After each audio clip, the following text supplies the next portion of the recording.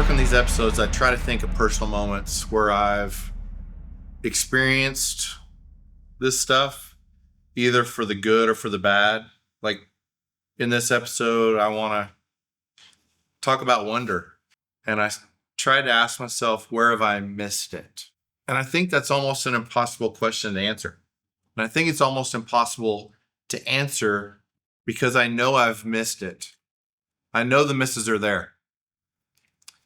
I know there are days that I've kept my hands too tight and I've tried to control things too much. When I reach for those moments, they're hard to find. And I think they're hard to find because the good ones keep shining through. The good ones are so good and so big and so rich that they kind of plow under the bad ones. And I don't think that's because I'm special. I think it's because wonder is sticky if you let it be. It makes such an impact on us.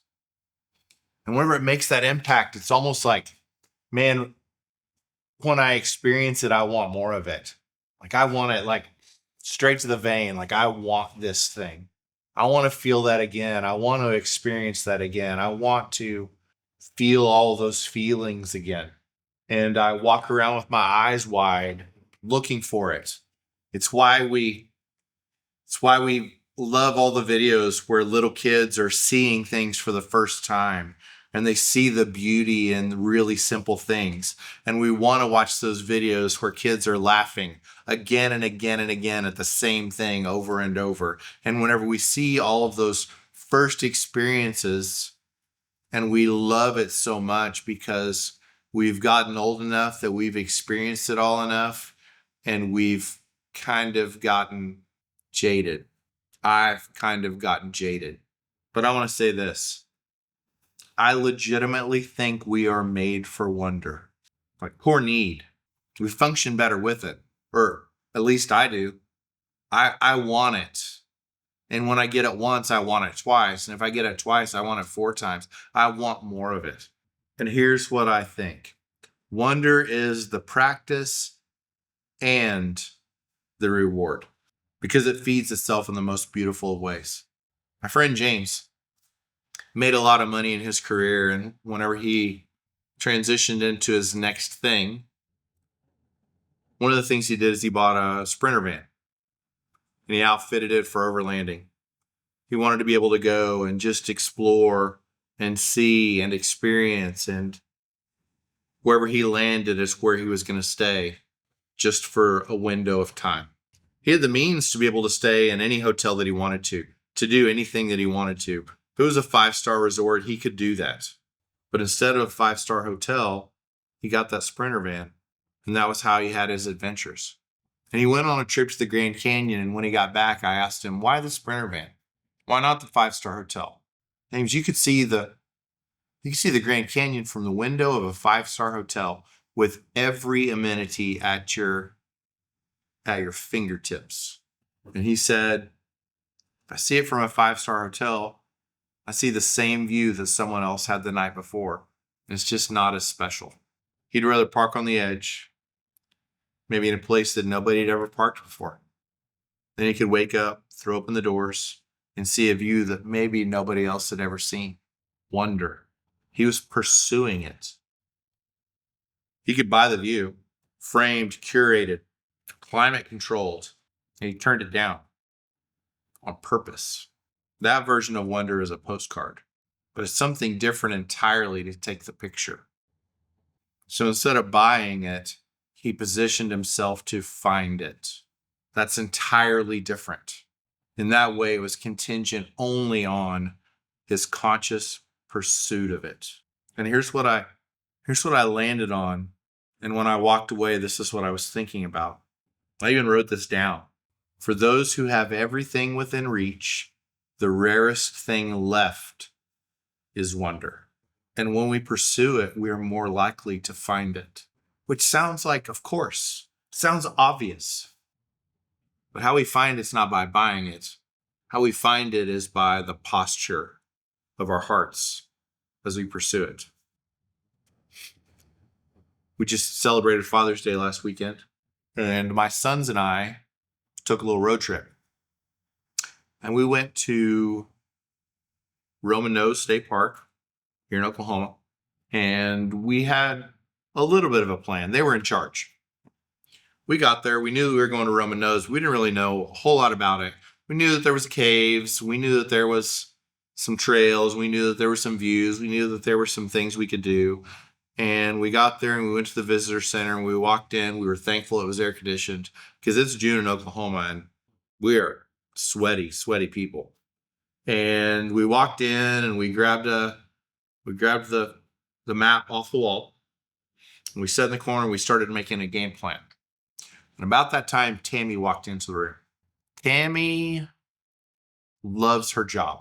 She works at that visitor center. As soon as she walked in the room, she said, "Is there anything I can help you guys with?" And of course we said yes.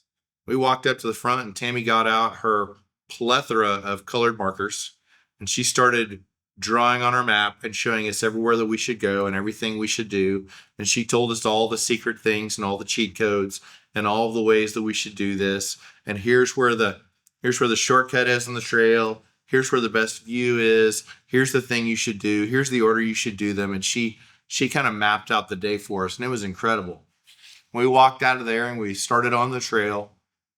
It's about a 4-mile hike. And gosh, did I say it was hot? It was hot. And we trudged those miles in the heat and the bugs with my 16-year-old complaining because he has a double helping of the sweat gene.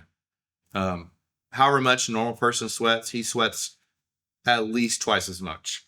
And we were a couple hundred yards into the trail and he's already soaking his shirt. So the whole time up, he's telling us all about it. And we got all the way up to the very top overlooking this valley. And the trail we were on, no lie, was called Inspiration Point. So we got up to the top of this trail and there was a bench up there for the three of us to sit on. And we sat and we looked at it and we sat down and we're mopping our brows, just trying to wipe all the sweat off us, catching our breath. And I looked at it and in my head, I thought, not bad. I've seen better. I was underwhelmed. And I told my youngest, because he asked, it's like, "What do you think?" And I was just told him honestly, "Yeah, it's fine." And he said something that was really pretty beautiful. And he said, "Yeah, there's still beauty everywhere. May not be what you expected, but it's there." And I looked around and I thought, my 15-year-old just changed the day. 16-year-old just changed the day. He doesn't realize how deep what he said is. We sat there for a few more minutes and we started our way back down the hill. And as we started our way down the hill, we realized that we'd been on that trail longer than we thought. And the temptation was, we're going to get to the bottom. We're going to hop in the Land Cruiser and we are going to drive back to Oklahoma City so we can make it back in time for dinner. But my 19-year-old was adamant. We hadn't seen the caves yet. And evidently there's this stream that we had to see. So we decided we're not leaving without seeing what we set out for. So we got down to the bottom.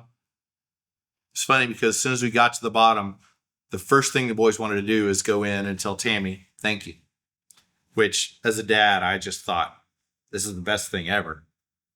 So they wanted to walk in. They saw Tammy. She said, "How are you doing?" She saw my 16-year-old who was just entirely soaked with sweat. "Looks like you guys had a good time." And the boys said, "Thank you so much." And they were really nice. And she asked a couple questions and she told us there's an ice machine around the corner. There's bathrooms. Sit and you guys cool down a little bit, drink a little bit of water. We sat there for a minute. And then we decided that we were going to go back go hop in the car and go to the next little part, which was this stream that she told us about and a cave.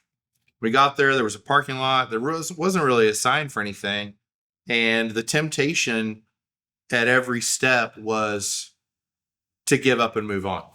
But we wanted to see what we came for. She told us about the springs in the cave. So we kept searching and we found it. We found this cave that was back around this little bend that was on the other side of a fence. And there was this cave, and inside of the cave was a small little waterfall. And we saw this beautiful water. And she told us, "Hey, make sure while you're there to take off your shoes and wade in. The water's going to be 55 degrees. We took our shoes off and we put our feet in and we realized immediately that she was entirely right. because almost as soon as we put our feet in the water, we realized that our feet were getting numb from the cold. And on that 95-degree day, that was the best feeling in the world. And we waded in up to about our knees. We enjoyed it, and we saw hibiscus and this all the greenery, and then we noticed all these dragonflies, probably 40 or 50 dragonflies, all kind of gathered together, red and green and blue, and we saw all of this, and we saw the cave, we saw the stream, we saw all the things, and man, that was the payoff of the day. And if we hadn't been determined to see it, we could have easily been 30 feet away and missed it entirely. And there's this kind of funny thing that happened that day that I want to point out, that I noticed after the fact, and I didn't realize it in the moment. But in the moment, the three of us collaborated together. We collaborated because each one of us did our part. I walked into the room, Tammy was there. I'm the outgoing one that would have a conversation with a brick wall, and I immediately said, yes, we'd love some help, Tammy. And my 16-year-old was the one at the top of the hill that looked at it and said, there's beauty everywhere. We just have to be willing to look for it. And my 19-year-old was the one that wasn't going to walk away without seeing what we'd set out for. And all of a sudden, between the three of us, something really interesting and beautiful happened, and a really amazing day materialized. We had no idea how the day was going to turn out. I told the boys repeatedly when we were heading there, I don't know what's going to happen. I don't know what this is going to look like. There's a lot that we don't know, but let's just hang on to it loosely. And I have this friend, John, that he talked about this for years. He talked about whenever we live our lives with open hands, that we risk things getting knocked off. We risk things getting changed. We also open the opportunity for new things to be put in their place. And this was a day where we hung on loosely and we won. And truthfully, we might get it wrong tomorrow. Doesn't mean that we figured something out and from now on we're going to be amazing. We may get it wrong tomorrow, but on this day, it worked. On this day, we weren't short with each other. On this day, we listened to each other. On this day, we collaborated together. And on this day, we got to experience wonder. That day, we won.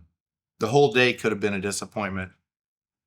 And that whole day could have been a disappointment that started with getting there and not knowing what to do and getting stressed about it and not accepting help. And that day could have been derailed, standing at the top of the hill, standing at that lookout point and being underwhelmed with what we saw. And that day we could have given up and headed home without seeing all of it. That day there were so many places that it could have gone wrong.